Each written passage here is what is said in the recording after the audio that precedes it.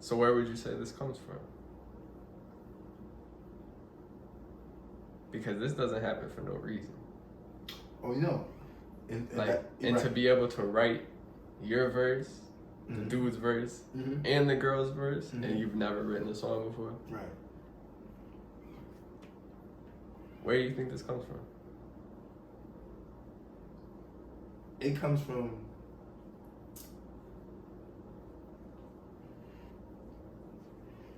I want to be clear on this. It's destiny. See,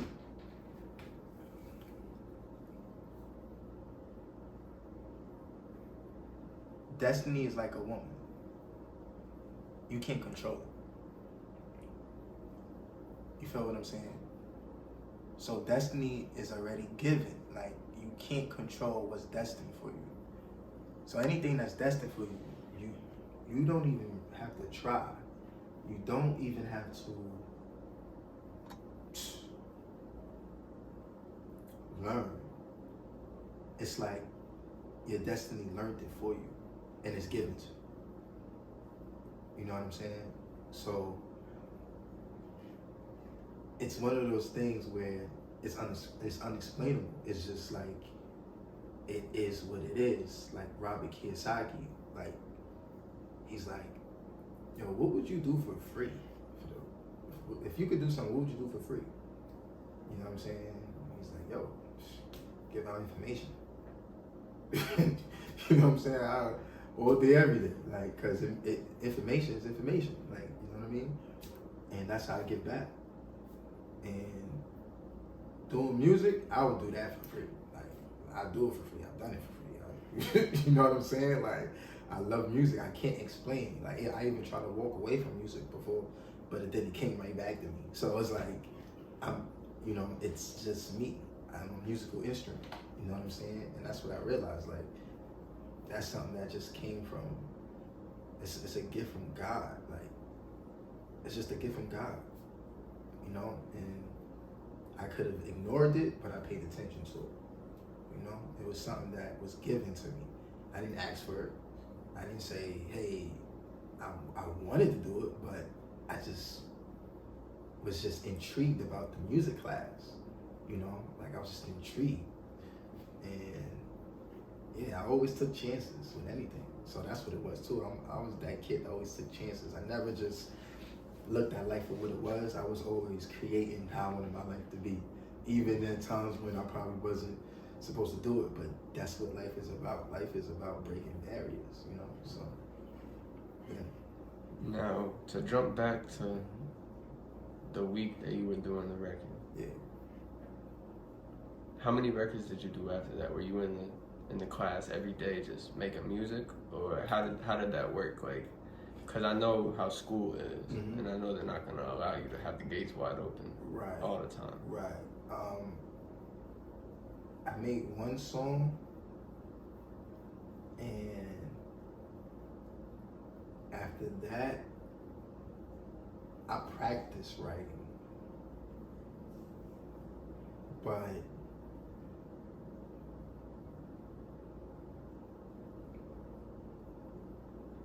it's so weird. I didn't like writing. I didn't like to write.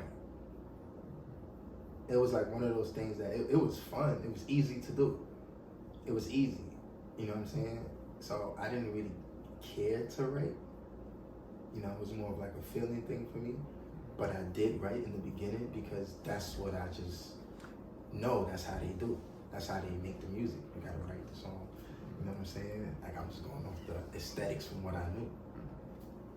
So, did you have anybody like that was like a mentor to you, or like your friends? Like, did you show them the music? Like, how did like you really get into this music shit? Like, cause I know you was in school, but like, did you have anybody outside of school that had studios? Did you know anybody that made music?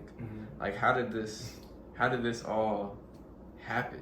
Okay. Because after school, a lot of people would just leave it at school. No, you're right. You're right. You good. You actually, you might be black cousin, man. You might be black cousin. Yo, you might be black cousin. That is a great question. Okay. So let me put it like this. I was in high school. Same high school, humanities. But I went there with another musical artist as well. And he was making music already. You know what I'm saying? And I remember when we first met, we was, you know, I had on Pirelli shoes, whoever knows about Pirellis. And he had on John Richmond's. And we was just complimenting each other's shoes, like style of fashion, you know what I mean? And he ended up telling me, like, yeah, bro, I do music. I'm like, what? He like, yeah. He let me hear the song, he had it on the CD. I'll never forget he had it on the CD. And he had the name of it on the CD, which I just thought was dope. And do you remember what the name was of the song? Yeah, CEO. So it's called CEO. It was a fire record, boy. When I mean fire, I ain't never hit. Listen, someone just like that you just meet, I like, and not on no, you know, because when you hear music on CD and you hear music such and such and such, you know what I'm saying? Music on CD, music on such and such and such. You like, yo, this is a superstar artist. You know what I'm saying? But when you hear somebody that you might have met and they bringing it like somebody you may hear on the radio, you like, wait, hold on, this is hard. Which is like amazing. And we in high school. You know what I'm saying? Like we in high school. This is major. This is major. Like to me, it was major. You know what I'm saying? And that's the thing about what I said about Kanye earlier. Like even he didn't realize like how good it was. Because when I told him, I'm like, yo, bro, you gonna blow up. The first time I heard it, and he like, what? And I'm like, yeah. But then he made me question what I was saying, like a little bit. You know what I'm saying? Because he didn't believe it at the time. You know what I'm saying? Because we in high school, and that was like his first song, I believe. But yeah, I'll never forget too. Shout out to Jose Mijas. Blessings, King. Shout out to you, Jose, because he made the beat. Jose made the beat, and he had Ludacris sample on there. Picture on me. I'm the goddamn reason you in VIP CEO. You ain't got a CID. What? Like that? He chopped that part. Oh man, that record was crazy. Still today, I still haven't heard a record like that. I'm gonna be so honest. Wow. I'm gonna be so honest. Right. I'm being so honest. I gotta keep it real all the way. You feel me? Till today, even he hasn't made a record like that. You feel me? So like it's like, yo, I just remember hearing it and I'm like, yo, you gonna blow. And that just gave me the energy and the motivation to want to make music. So after that, that's when I started dipping and dabbing a little more and listening to beats, freestyling. You know what I'm saying? Writing, seeing what I like. And then I realized that I like to freestyle more than write. You know what I'm saying? So when you met him, how did that relationship like start? Did y'all go to the studio together? Like how did that all play out? Because when you met him and he showed you the song, like, and you said it was fire, like, right. I know there was something there because it's obvious, like, something's gonna happen right there. Like, yo, this is destined to happen. Right. So, how did that relationship build? Well, you know, we became like brothers, basically. Like, you know, just like any two guys in high school that's rocking the same way, you know what I mean, getting fly. You know what I mean? So y'all was hanging out every day. Huh? Hanging out every day. Yeah. So like after y'all met, y'all just started, y'all clicked, we and clicked. Then y'all started just hanging out every day. We just clicked. Okay. So how did he introduce you to the studio, or did he? No, he didn't introduce me to the studio, but what he did introduce me to was like back at that time in New York City, there was like a a street lifestyle, which was like teams, right? So in different boroughs, there were different teams. Feel me? And you was really known for being in the team. You know what I'm saying? It was like the NFL, NBA, New York City, just being who you are. You feel what I'm saying? So he introduced me to that lifestyle as far as like meeting different people and around the people that's doing the same thing, being creative and such and such and such. You know what I'm saying? He introduced me into that. And then I pretty much, after that, kind of found my own way, if that makes sense as well, too. Because, again, I'm from the Lower East Side of Manhattan. I grew up around that stuff. You know what I'm saying? So seeing that was like, it was regular. Not even being in Soho, chilling in Soho. I went to school in Soho. I went to St. Patrick's. So none of that was new to me. But everyone else is from uptown. So uptown people, I'm telling them like, oh nah, I'm from down here. Because they know me from being from the Bronx. But they don't know my whole history. You see what I'm saying? So it was just a correlation there automatically. So it was never like anything far-fetched. You feel me? That he was even showing me or I was showing him. See what I'm saying? So everything kind of like just merged like naturally. If that makes sense. Like, go to his house, you go to my crib, you bag some joints, whatever the case may be. It's like go shopping. Like it's just brother shit. Y'all just doing brothers. Yeah, like you know what I'm saying? Like being in high school and just doing your thing. Teenagers doing your thing. Yeah, exactly. Okay. Exactly. And then it came to a point where he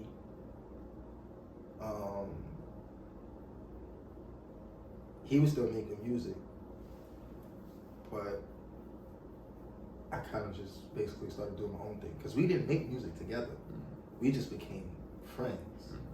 You know what I mean? It wasn't about us making music. It was just we was just friends. Like it wasn't like, you gonna make music together. Yeah. It wasn't like that. It was just that it was like a mutual inspiration.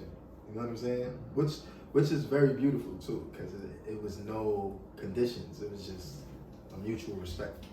You know what I'm saying? Now growing up in New York at this time, did anything crazy happen to you? Like, you have any like crazy stories or like anything? Like you might have got robbed, you had to run from people, fight somebody, like just all the time. Everything. I mean, not all the time, but one thing gonna happen.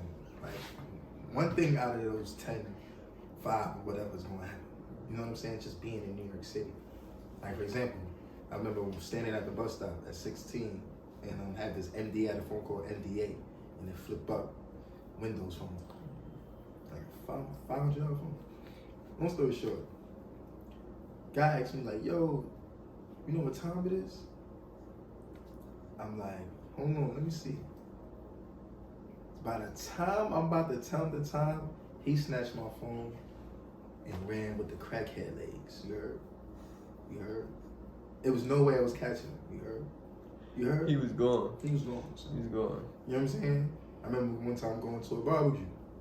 Somebody walking up the block. They just got the machine gun and they just start letting off the machine gun. They right there. Like how we just, you understand? So like anything can happen in New York City. Like it's so many things that can happen in New York City, but those are the things, some of the craziest things that has happened. Like it's more, but if you only could imagine. I have peace when the sun look at me. I have peace when I go to sleep. I have peace when the sun look at me. I have peace when I go to sleep. Success and wealth all in me.